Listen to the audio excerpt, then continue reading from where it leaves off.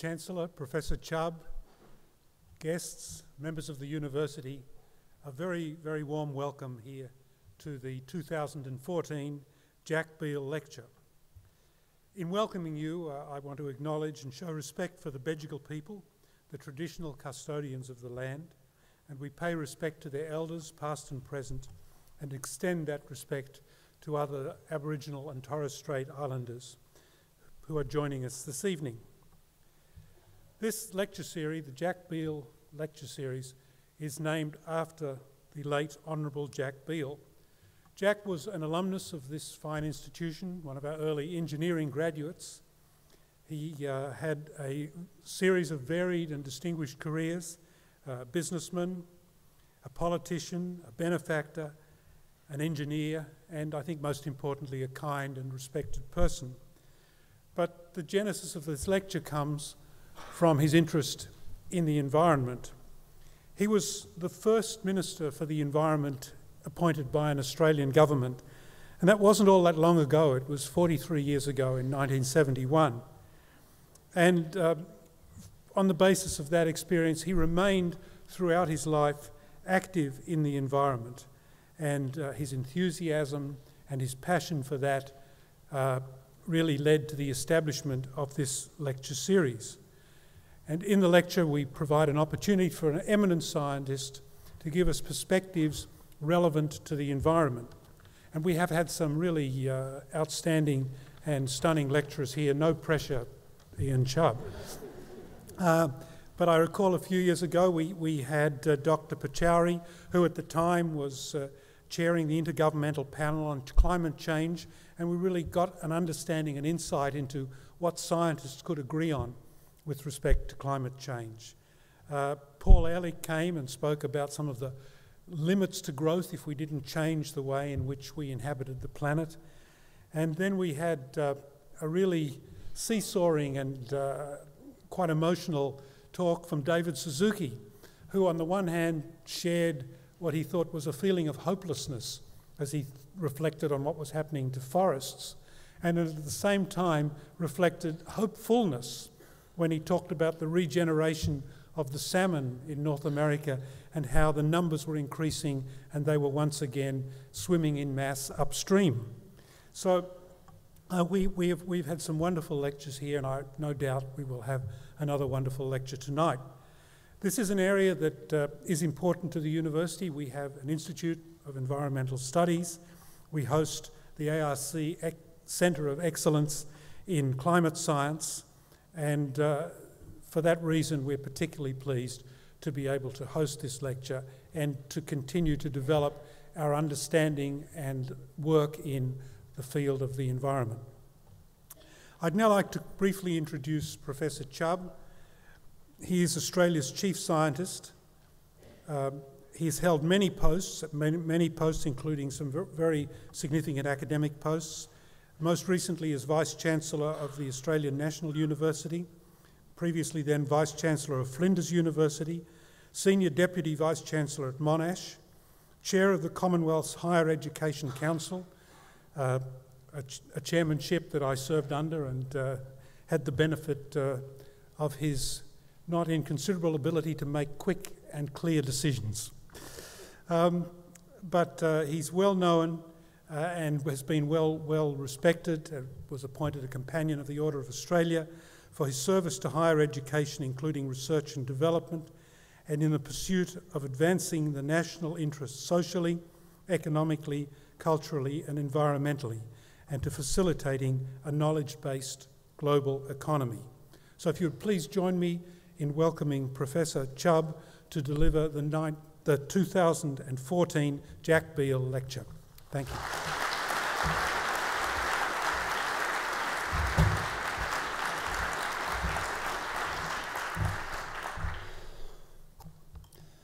Thank you, Fred. Chancellor, Vice-Chancellor, distinguished guests, ladies and gentlemen. I'm glad to see that I'm not looking over my own shoulder up there, but I hope that you did notice that I was wearing a Sydney Swans tie. And I usually keep that for Melbourne to remind them that there is more than one place in this country. I was aware that You'd had some excellent lectures in this series over recent years, and so I didn't think I could compete with them. So I'm not going to talk much about the environment tonight. Thought I'd take an oblique approach to it and say fundamentally that unless we get our science right, unless we get the skill sets right, unless we get the people we need with the right skills and in the right place, in the right numbers and in the right time, doesn't matter how much we talk about the environment, the forests, the climate, whatever it might be, all we can do is talk about it.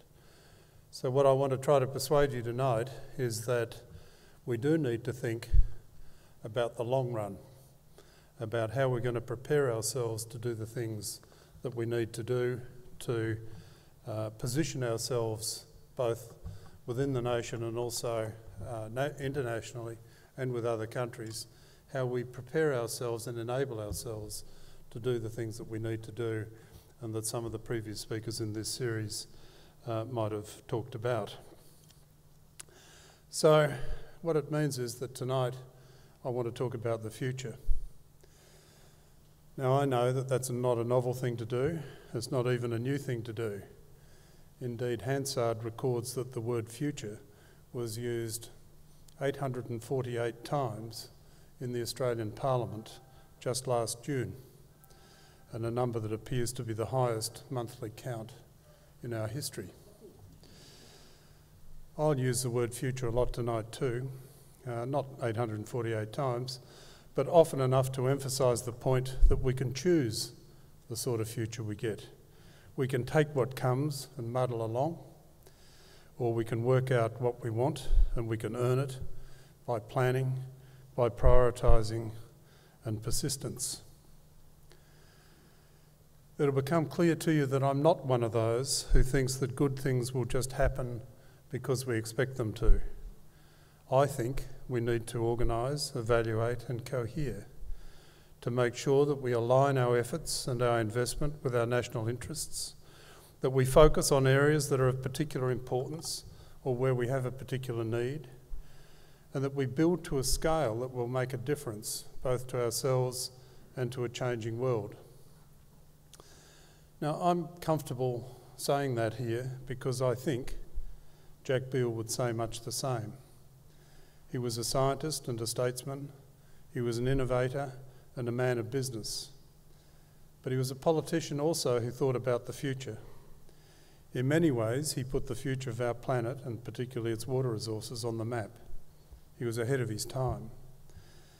He was Australia's first Environment Minister, and among the first to think that such a role might have, should have, a place in our politics. He made his motivation and his interest very clear when he said, and I quote, "Australia is the lowest, flattest, hottest and driest continent on the earth, and we have to manage it accordingly." Of course, in Jack Beale's day, in his political life, some things were probably a little less complicated, certainly a little less complex than they appear to be now.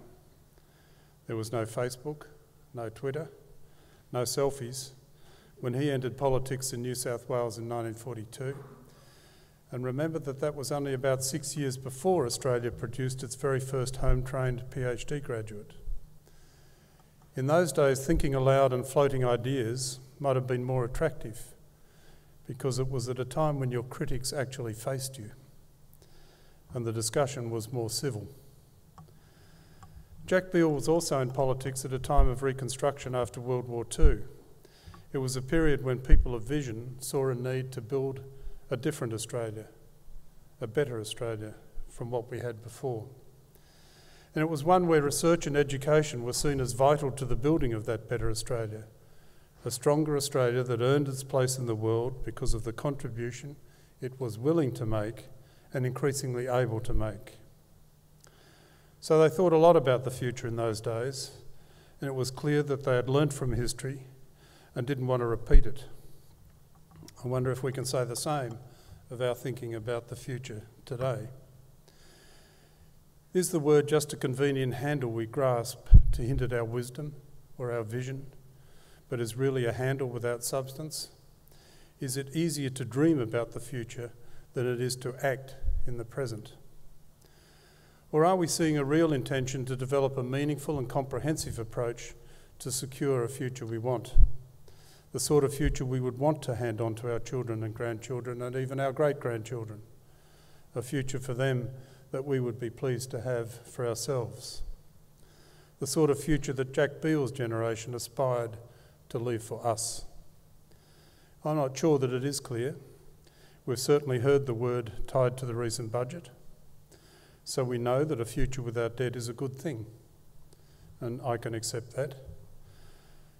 But I also know that I want more. I want an Australia that is more than just what is left after the economic trimmings work their way through the community's digestive system. I want an Australia in which our economy is organised to support our aspiration and not to limit it. As I've said elsewhere, we wouldn't order a truckload of bricks without knowing the type of house we want to build. Yet we fiddle with individual bits of the economy and wait to see what it all adds up to. Now, of course, we have to change. Presuming that she'll be right, because it most often has been, is no longer an option. And what has been described as the national motto, that is, no worries, doesn't serve us well either.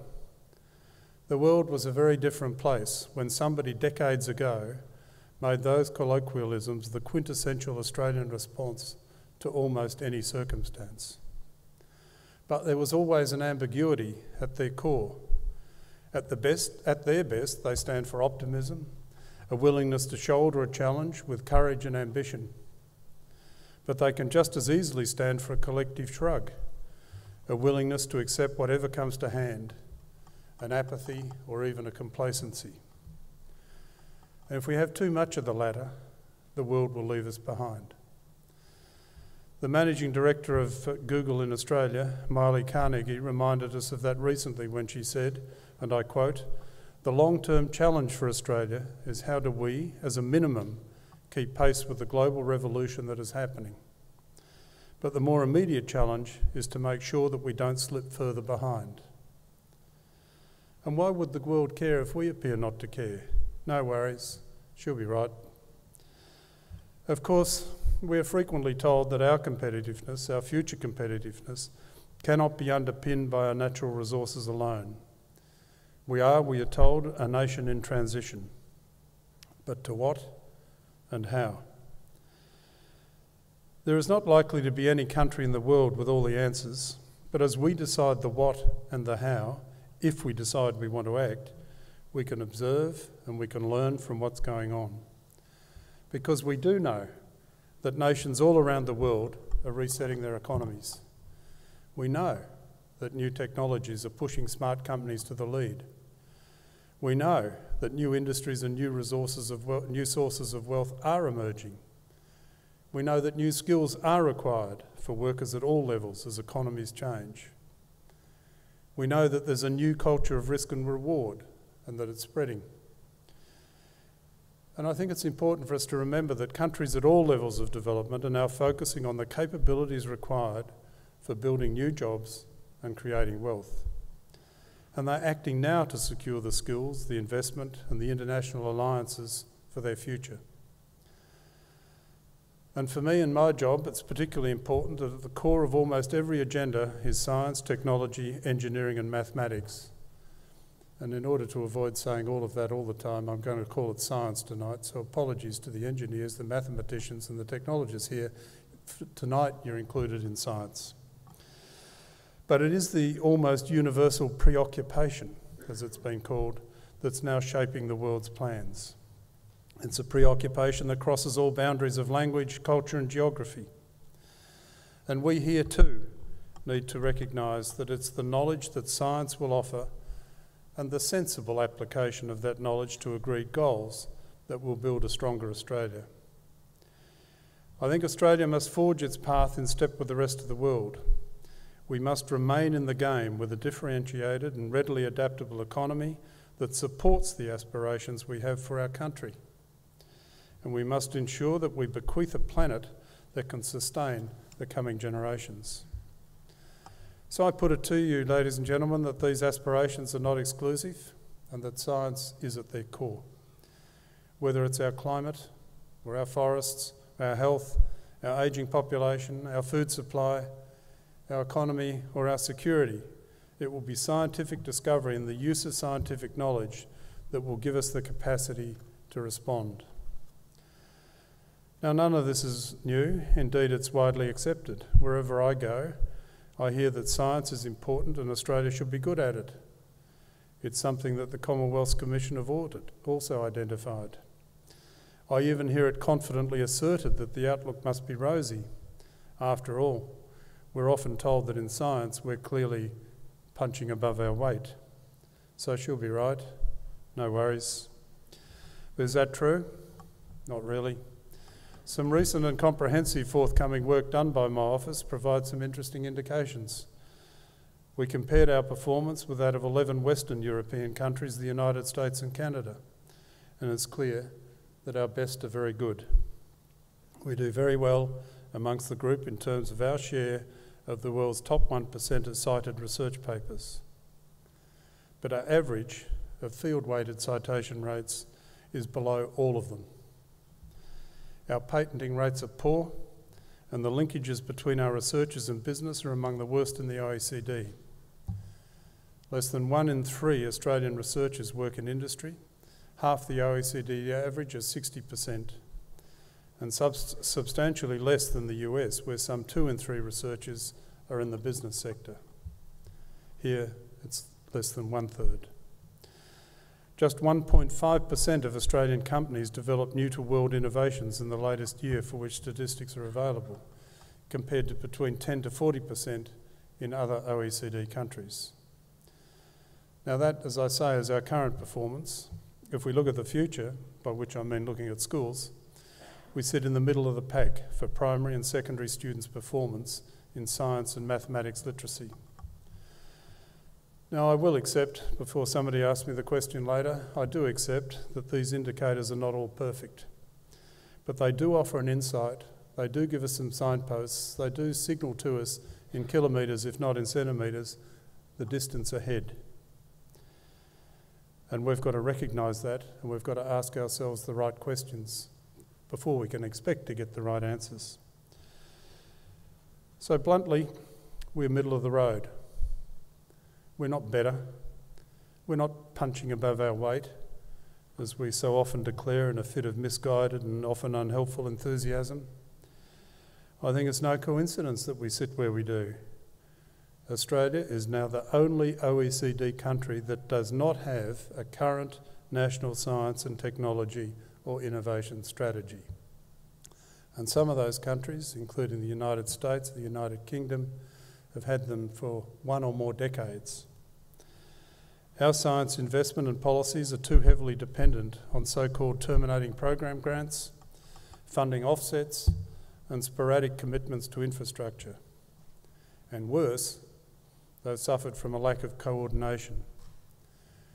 So as each agency, department or university independently makes its necessary budget adjustments, our national science profile is what's left over, is compounded by the study choices of undergraduate students, given the numerical dominance of university researchers in our profile. Where undergraduate students enrol and staff are employed, so our profile shifts. So essentially, students making choices towards the end of year 10 are effectively having a serious influence, major influence on Australia's overall research profile. But we need to remember what is important may not be popular, and then we need to do something about it. As I said before, we've long presumed that good things will just happen, that in amongst the churn we will still have what we need when the time comes. She'll be right, we might say, no worries. But science is a long haul. It's not something that can be turned on or off when we feel like it. It isn't like a toothbrush, something you can buy when you get there because you forgot to pack one.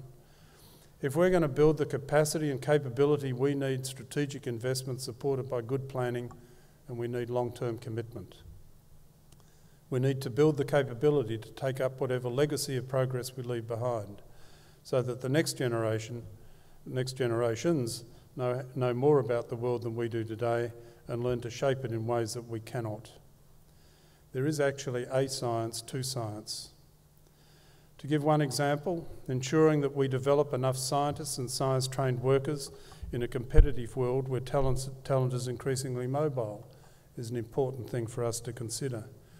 I think it's a sort of talent security that sits alongside all the other securities we talk about, like food and water and cyber, that we actually grow our own. And we link, of course, with other countries, and we link with researchers in other countries, an important part of a strategy. But in terms of having the capacity in country to do something, we need to make sure that we ask ourselves the right questions in order to get the right answers. Our Prime Minister summed it up in New York recently. He said, and I quote, "Science is at the heart of a country's competitiveness, and it's important that we do not neglect science as we look at the general educational and training schemes." I thought that was pretty good. We need to be mindful of the fact that decisions made today in schools will start to have their impact on the workforce profile in 5 or 6 or 7 or more years from now. That's where we should be thinking. That's the market we should be thinking about 5, 6 or 7 years out and beyond, not yesterday. It's not easy, but it is possible. The Royal Society of London, for one, has recently released a report laying down the imperative for science education. The chair of the committee said, and I quote, "Science and mathematics are at the absolute heart of modern life.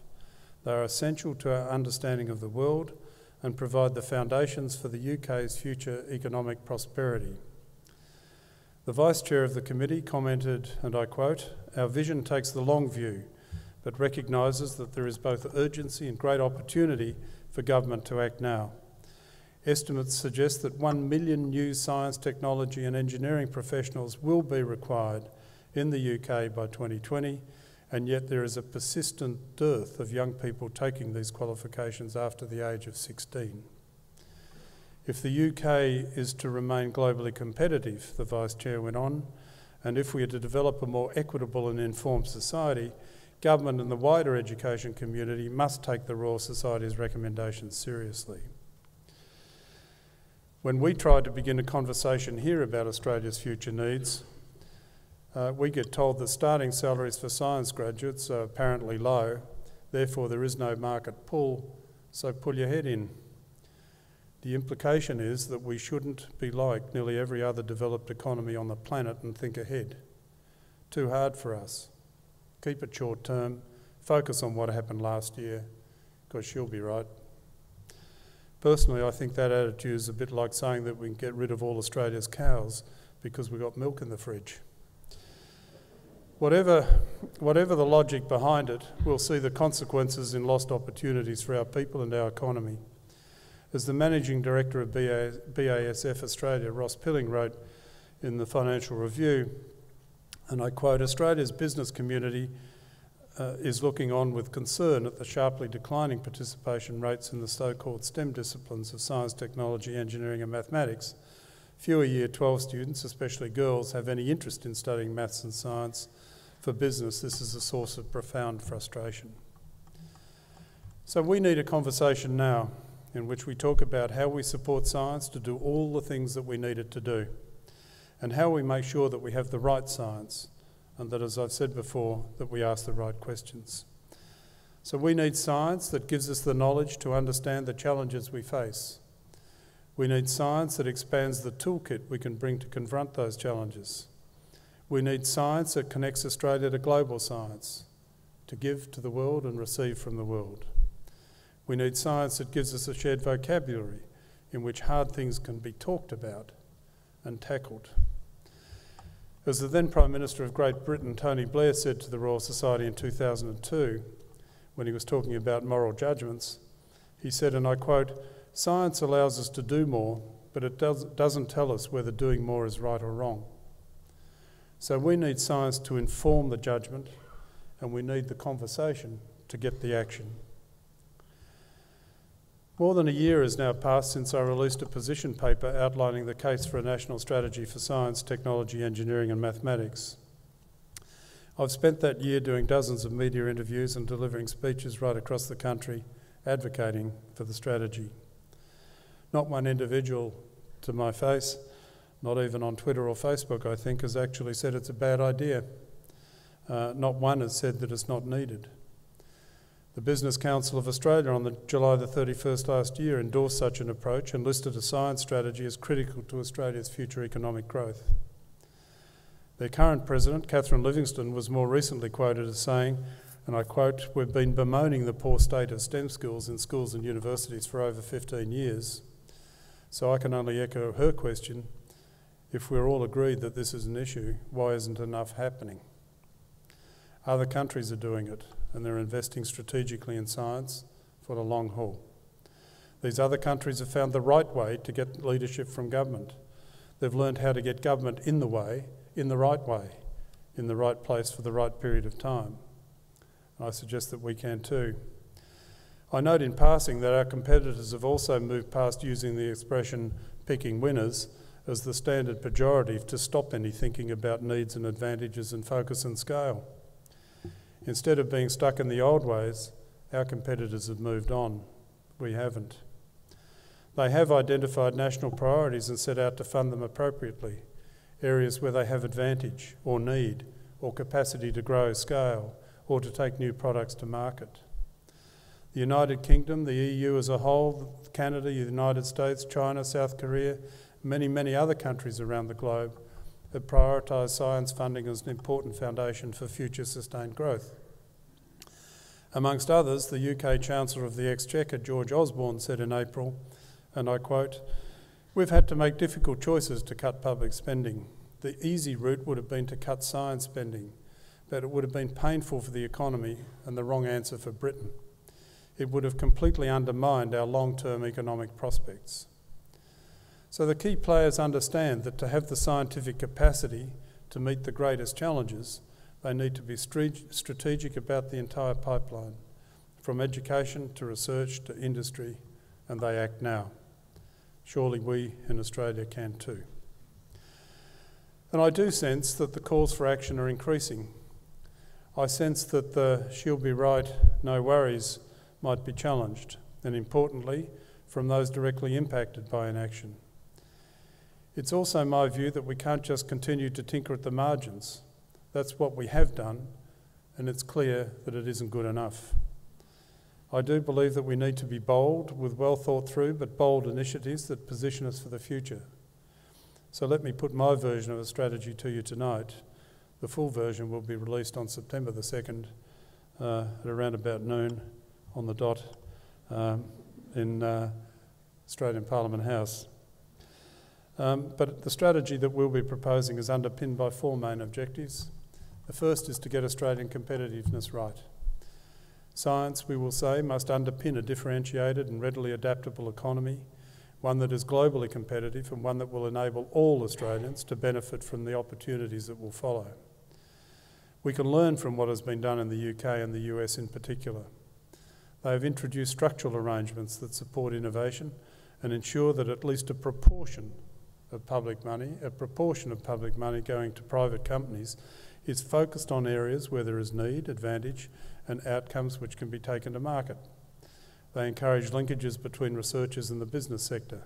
They encourage the flow of ideas and the flow of knowledge into new products and services. The second pillar will be education and training. We prepare a skilled and dynamic science qualified workforce and lay the foundations, or our education and training will prepare a skilled and dynamic science qualified workforce, and importantly, I think, lay the foundations for lifelong science literacy in the community. People need to understand science better than they do presently.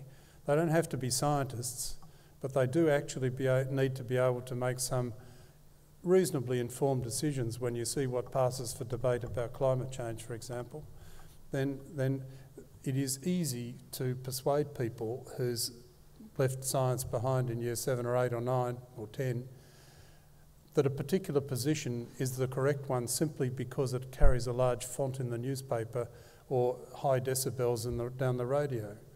We actually need to increase the level of scientific literacy without the presumption that everybody who takes science through school and is well taught and is inspired by the teaching, that not everybody will become a scientist, but they will understand how science works.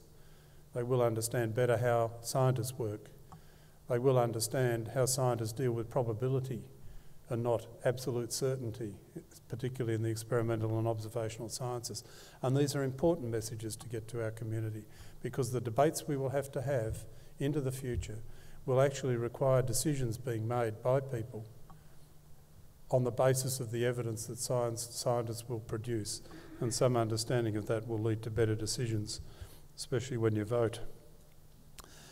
Thirdly, the third pillar we'll put in there is research, and we will say Australian science will contribute knowledge to a world that relies on a continuous flow of new ideas and their application. Like many other countries, we can develop strategic research priorities, not using all available funding to support them, and not neglecting basic research that's the foundation of so much knowledge that we can apply, but we can and should align and focus and scale.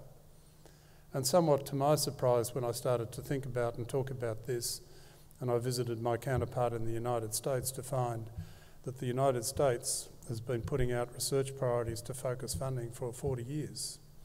And they can actually show you, quite convincingly, how that has affected the profile of research that's done in the United States. So we all think that all they do in a rich country with a big economy is toss money in the air and people grab it and go away and do what they want to do. And that's true for a proportion of their funding. But there is a proportion, and federal government departments and agencies are required to acquit a proportion of their funding against the priorities that are established. Overnight, last night, they released a similar set of criteria for intergovernmental, interagency research, to break down the silos that traditionally exist between departments and agencies, where decisions are taken individually, not collectively, to ensure, for example, that as they make their decisions on their budget priorities and processes, that they don't simply eliminate a discipline over a short period of time because they're all making their decisions for their own purposes, legitimately so, but without an eye to the main game. And that is that there are some disciplines we've got to make sure that we keep in Australia, even if at present they're not popular. The fourth pillar will be international engagement. Australian science, we will say, will position Australia as a respected, important and able partner in a changing world for both domestic and global benefit. There is no point in us, I think, pretending that we are exclusively altruistic in this country and that all we will do is spend money somewhere else for the benefit of everybody else but us. Most of the strategic partnerships that are really working well for Australia, not the ones with individual researchers, engaged with individual researchers in other countries, but where we have country-to-country relationships, then what we actually see is that with some priority area where we share a common problem or we share particular advantages or whatever it might be, that putting strategically emphasis on that means that we do build capacity, we do build capability, and we can solve problems to our own benefit, but at the same time to the benefit of our partner countries. So we are in favour, well, all right, I am in favour of developing strategic government-to-government partnerships that are funded. As a Vice-Chancellor, I'm sure like yours, although he's a wiser man than me, but as a Vice-Chancellor, I had filing cabinets full of memoranda of understanding because they were convenient things to do for us and for visitors. Very few of them ever put rubber on the road. Little point in doing that. I know that there are government-to-government memoranda of understanding without funding. Not much point in doing that either. If you measure it in terms of metres of paper, it looks good, but in terms of function and what we achieve through those, we're better to have fewer and better to have ones that are much more strategic. And a strategy has got to be determined by advice. It's not the whim of a single minister or a single chief scientist or a group, single person, small group. It is a direction that's taken with an appropriate advisory structure, although I have learnt over my many years that you can consult too much. But I think also that we should look to using better the Australian science base and work within our region. So we will be proposing to establish an Asian Area Research Zone that facilitates work on shared priorities as well as building shared infrastructure.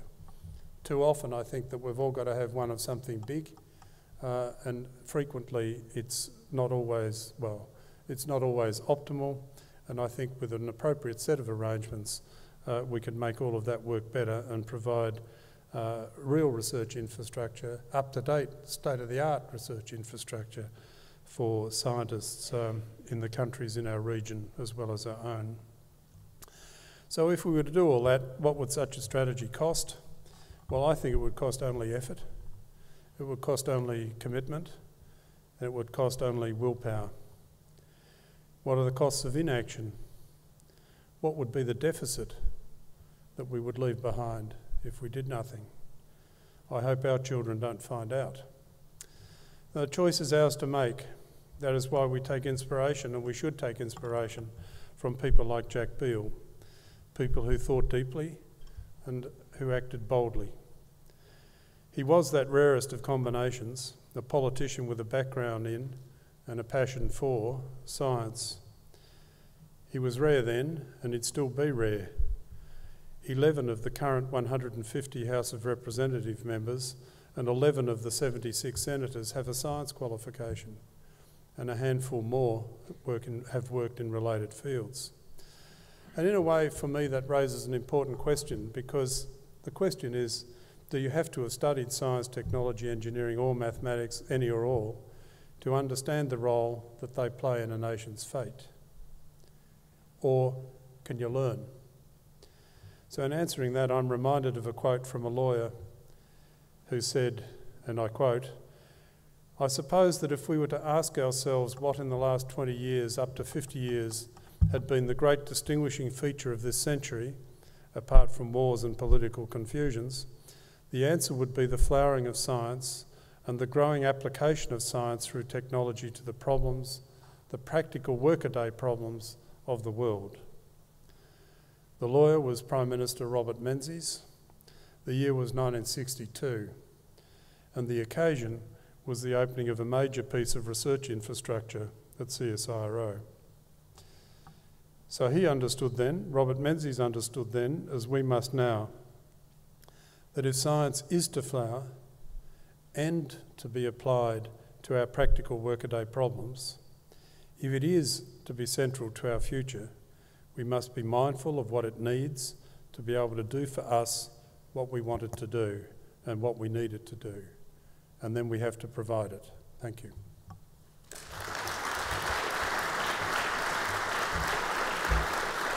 Thanks, Fred.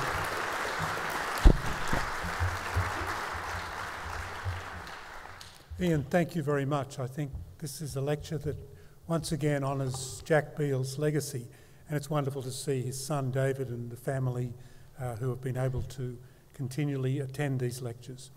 What we'd like to do now is, Ian's agreed to take some questions. If you would keep your questions 2 questions and succinctly state your question and your affiliation, as I say, give Ian a chance to wet up again. I'm ready. And you ready? You ready to roll? Okay. And we have people with microphones. So if you raise your hand, there's a...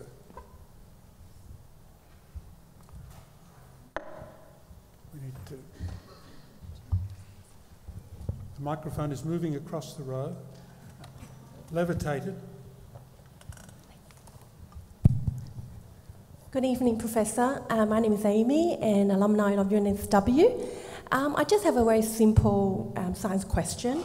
Sodium chloride, better known as salt, is a very useful compound used in every kitchen. But if you look at the individual elements, sodium and chloride are highly poisonous, dangerous element on the periodic table.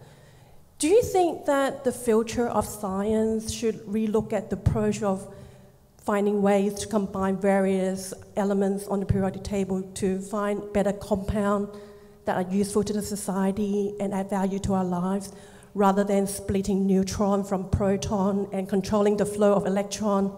Because I think that's the last season.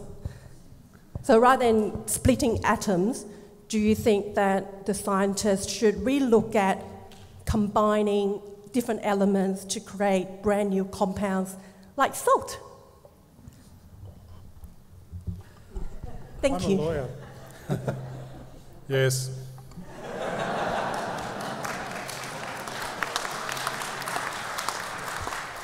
As well, I think that the real issue is, of course, I hope that some scientists are doing that, because I have no doubt that there are some compounds to be discovered that will benefit humankind.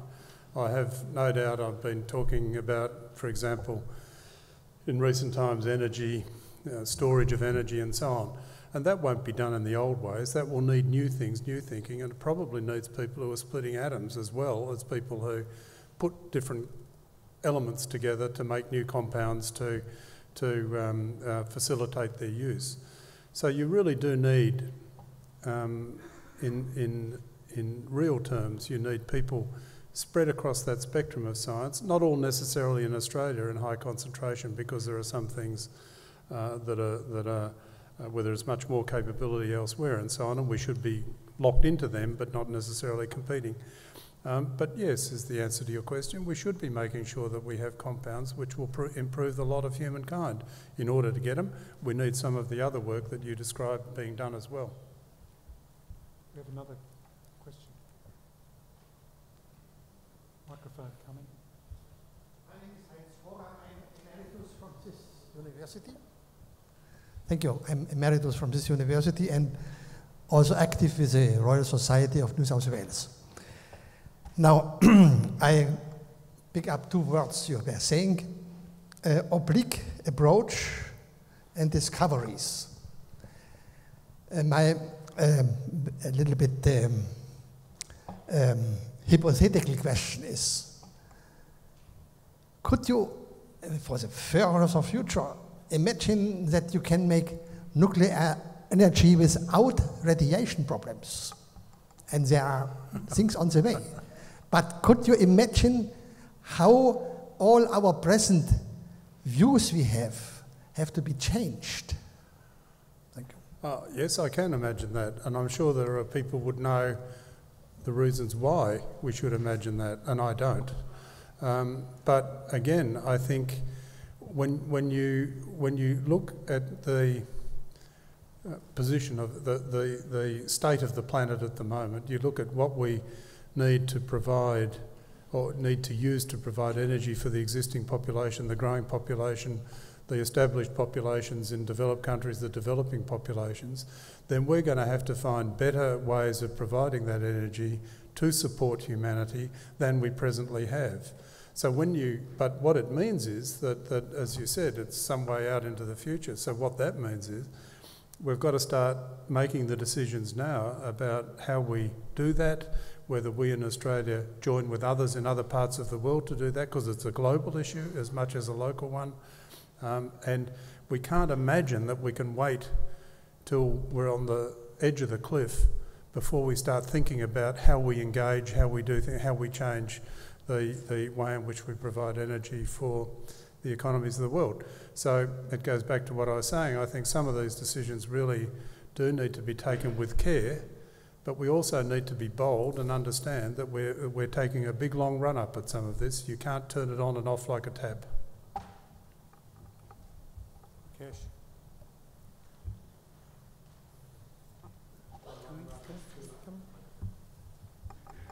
Thank you. Hello, I'm Rakesh Kumar and I work in medical science here at UNSW. And thank you for a very persuasive lecture, and I hope that you're just as successful in persuading those who need to be persuaded. At a strategic level, could I ask you to comment on what you think about big science versus distributed little science, and the role of large centrally funded bodies, such as, for example, CSIRO, versus the distribution across multiple smaller organisations? So the question, I think, was how we think about big science in big organisations versus distributed science with smaller projects and sometimes individuals or very small teams doing the science. So I think that the answer to that, from my point of view, is that I believe that what we need to do is to identify significant issues that we need to confront in this country where we have, as I said earlier, particular advantage, particular need. We can make a particular contribution to global effort, whatever it might be. And then we need to build the scale where we can make a difference for a proportion of what we do. What we can't do, I think, is continue just to fund so many people partially, where research councils, at least one of them, funds around about 65–70% of the budget that you need to do the work that you've been given the grant to do. And then for 3 years, so you're already writing the next one before you receive the money from the first one, or you're writing another one to get enough money. So I don't think that's a very effective system. And I do know that we could spend a lot more money doing it, on it. But one of the issues that I think it's fair for politicians to ask people like me is, do we distribute the 8.9 billion that we presently distribute in a sensible, coherent way that enables us in Australia to do the things we need to do, look after ourselves and be a good global citizen and work with our neighbours in particular, but not only. So, it's a long-winded answer to your question, because in fact I want to have a bit both ways and say sometimes you do need big science for big issues and big challenges, because you need the scale where you can make a real difference. And oftentimes, if you're going to study Australian water resources, Australian aquifers, because they sit on the top of shale gas, sooner or later we're going to try to extract the shale gas on a big scale. That'll mean fracking. That'll mean, do we put the aquifers at risk? Does that mean we should be thinking now about how to avoid that? And in 15 years' time, when we're ready to pull it out on a large scale, we've got the answers to the question. You need a scale to do that. And the scale can be made up of individuals, but it's a focus and scale. But you need individuals. I mean, at the end of the day, when you look at some of the great ideas that have come out in the past century, they've been from individuals pursuing an interest, doing things that are imaginative, doing things that in contemporary times might not get them a research council grant because it's too imaginative and there's no long track record behind them. So somehow we've got to look after them too. So we need a balanced approach to this. We need to be able to align, focus, scale, and we need to make sure that we don't kill off the idiosyncratic genius before they've had an opportunity to flower. Equally, we shouldn't presume that everybody is an idiosyncratic genius, because I can tell you they aren't.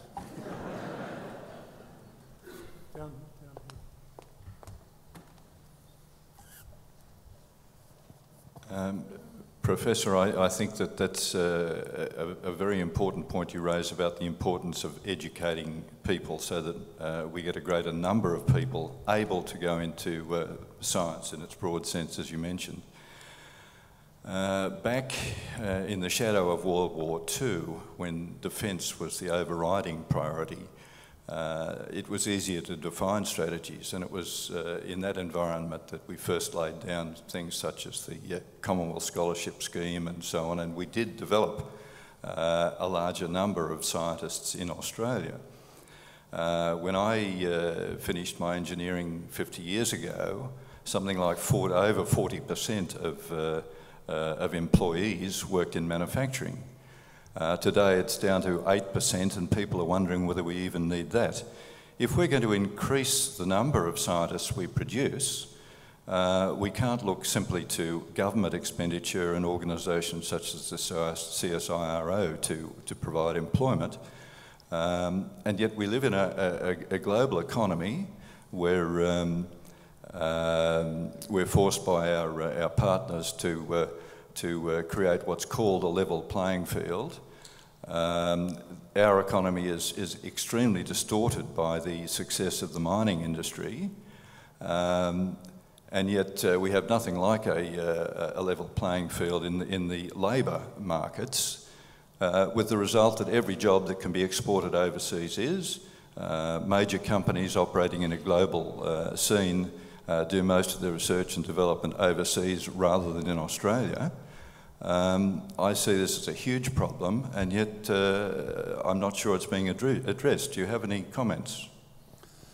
Well, you're right, and I think that it does, in a sense, go back to the "she'll be right, no worries" attitude. That good things will happen when we need them to, because that's what we're used to. And that, I can remember in my lifetime at least 3 peaks of resource boom, and we've had problems in between. I will embarrass him, but I'll say that John Dawkins, who's here tonight, said in 1996 at an Australia Day speech in Fremantle about how Australia had to get past rollicking along in a coal truck and riding on the sheep's back. And so we've been talking about this now for whatever that is, 28 years, and we're still talking about it. And we'll still fiddle at the margins.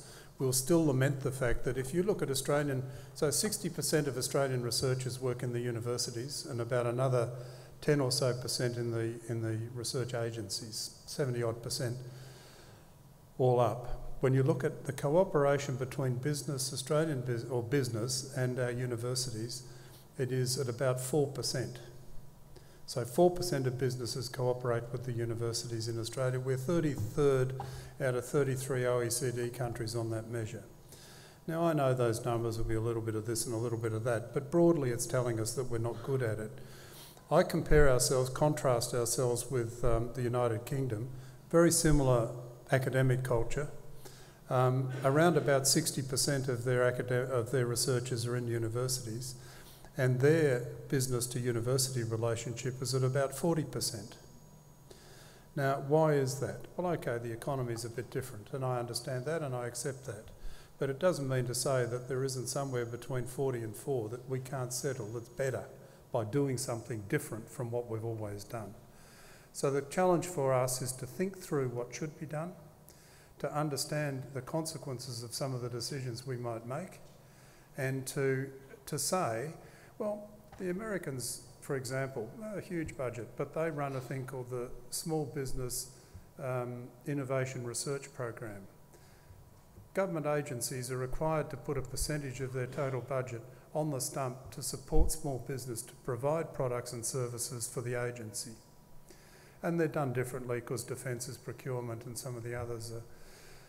And they do it by putting out what they call solicitations. And might have a different meaning in Australia, but they put out, so the present one that went out from Defence was that they want small businesses to work to provide defence with bandages that don't stick to wounds. So they're driving part of the agenda. It means the United States government is the biggest venture capital provider in the world by a big margin, and they do it differently and they drive it a bit. There are a whole lot of small businesses that don't use that resource because they're chugging along doing what they do and doing it well. But also to get movement at the station, they work to provide incentive, they know what they're doing, and they've got a much higher proportion of business, small business and large business interacting with their researchers in universities. But then only 30% of their researchers in universities, whereas we have something over 60. So we do need to recognise that we've got some issues that we have to grapple with, and we can't just go and say, well, we'll put up a $20 million fund, terminating program. You can't have personnel on it because it's to buy a bit of equipment, and then when it stops, it's finished, and you've got to find how to continue to run it out of your existing resources. Those sort of things are the old way. The new way ought to be, let's make sure that we're spending our $8.9 billion wisely, supporting the idiosyncratic genius, supporting things where we have the need and desire and the will and the capacity and the partnerships and so on, and where it will make a difference. And I think that's the big step I want to do. Move away from what you described and say we've just got to do it differently. Otherwise, for absolutely certain, we'll be back here in 26 years' time lamenting the same problem.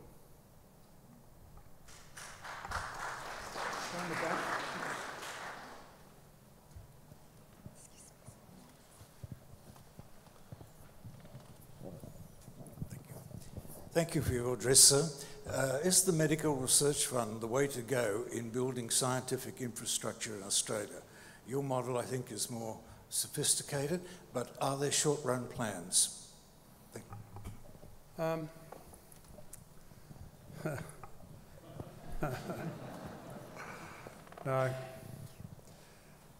It will depend on what comes out at the other end. I mean, I've been saying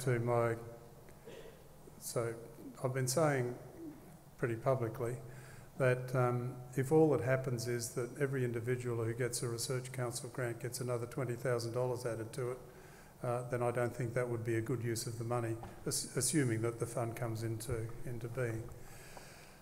There are things that we don't do well in the medical research area, in my view, like we don't have the capacity for big clinical trials and in the number and the scale that we need.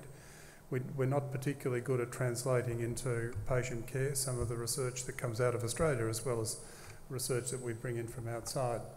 So if there is a different use put to it that might embrace some bigger grants for some people, or longer grants for some people, for example, but if in addition to that we're taking the opportunity of a substantial fund to get us into the other part of medical research, which is actually towards patient care, then I think that would be a good outcome.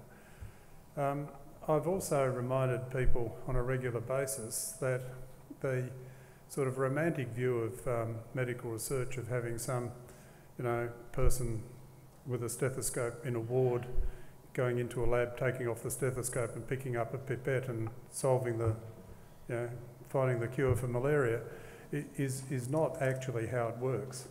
When they do take off the stethoscope and go into the lab, they will find that it's populated by microbiologists with a BSc probably, maybe an MBBS, but a PhD in microbiology.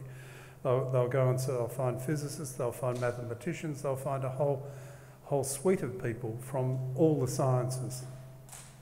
So we can't say that medical research is in itself all that we need to do. If we want to be really great at medical research, we can't neglect physics, we can't neglect mathematics, we can't neglect chemistry, we can't neglect microbiology, physiology, biochemistry, genetics, and so it goes. So somehow this has got to be taken as a more holistic view, and one of the things that I've been arguing for is that we need a whole of government approach to this, because our present R&D spend is spread over, I think it's 13 portfolios and 70 odd programs that are sizable, but with no overt connections between them. And for the Medical Research Fund to give us the best value we could get for it, then it's got to be integrated in. It can't be just sitting on the side and saying if you happen to work on measles, then that'd be good because you can apply for an NH and MRC grant and it will be bigger as a consequence of the Medical Research Fund. And to the credit, I don't think that's what people are thinking about in health or in Canberra. I think there is a view that this is an opportunity to do things differently and to bring in other aspects that can be that can build off medical research and support medical research that will actually make a quantum change in what we do, not just an incremental change. I think we'll take one more question from, if we could move down there. Try to spread them around a room when we're looking into a bright light.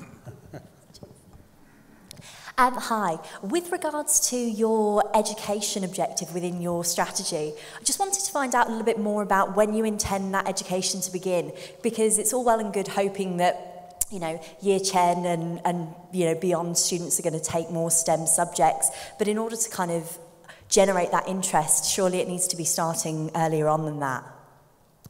Well, you're right. So we have a federation in Australia, which probably everybody regrets. Everybody thinks is a really great idea. But one of the issues is that there's always going to be a negotiation. So where I would like to see it go, I think we should have science specialist teachers in Australian primary schools. I think we should meet the standard obligation for, I think it's about 9% of teaching time in primary school should be devoted to science. As best we can presently find out, it's at about 2.6% and not 9%. Maths is more than 9% and closer. The number of specialist science teachers in primary schools is vanishingly small, and I think we've got to start there. And it's not to brainwash them to say you've all got to be scientists, because an economist would come along and tell me salaries are low, no market pull your head in. That's not the reason. The reason is to get them to understand how awesome science can be and how properly used, properly applied, properly developed can actually help humankind in ways that few other of those generic disciplines can. So, and I would like people, I mean, there was a survey done a couple of years ago of young school children, and some large number, I don't want to be quoted on the number, but it was around 50% thought yoghurt came off trees. Well, I mean, these sorts of things are not things that we should just laugh at and say, oh, yeah, well, you know, if only they knew. Because we don't need cows because we've got milk in the fridge, and that's how our future will unfold. So primary schools, very important. Well-qualified, inspirational teaching in secondary schools. Well-supported teachers. One of the things that I don't understand as I move around and give my various talks around the country is we talk to teachers. They've got the future of the country in their hands. The profession isn't esteemed, and the support they get is not good. So there's pre-service, there's in-service support, and there's a level of acknowledgement that without school teachers, we've got no future. So how do we support them to do their job better? How do we provide them with the resources and the constant upgrading of skills that they need to ensure that they're teaching their students inspiringly because they're confident enough to inspire and to handle the questions that come back. And then there are universities where we all know that every professor teaches in their own image, and that probably needs to change too.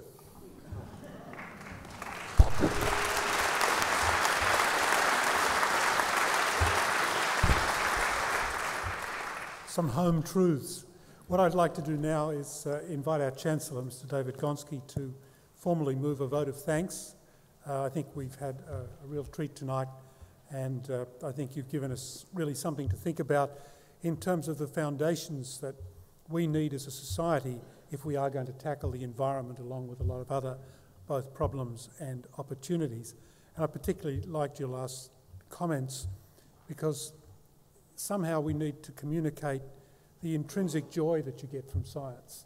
It's not just we need it because we need it, but we need it is one way to see more science, but we like it is the way to really get more science. Yep. So David, if you could come, and Ian, if you could wait for a moment.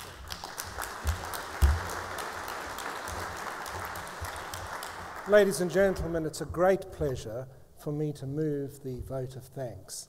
Ian has, as far as I'm concerned, absolutely brilliantly maintained the goodwill of the Jack Beale Lecture for yet another year. So we can breathe a sigh of relief and thank him enormously. For me, I think he brilliantly advocated science, but underneath what he was talking about was something I feel passionately about, and I want to thank you for dealing with that, and that is that we as a nation only look short term. And I thought it was brilliant the way you weaved that in, and most particularly when you talked about economics, not for aspiration, but indeed just to fix the situation at hand. Gosh, I hope Canberra listens to you, because I believe you absolutely got it right. Listen to you too, Gary. Well, I must say, it was a...